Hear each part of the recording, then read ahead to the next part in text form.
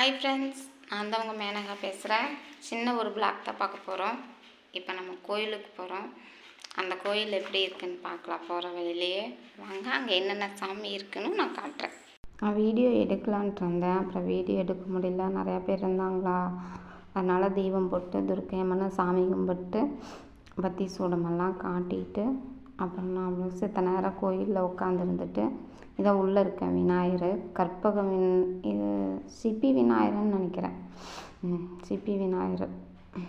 நான் வீட்டுக்கு வந்துட்டு தீபத்தை ஆஃப் பண்ணிவிட்டு கணக்கம்பட்டி ஐயரு, பேச்சியம்மன் மெய்யப்ப சாமி, பெருமாள், முருகர் எங்கள் சாமி ரூம்.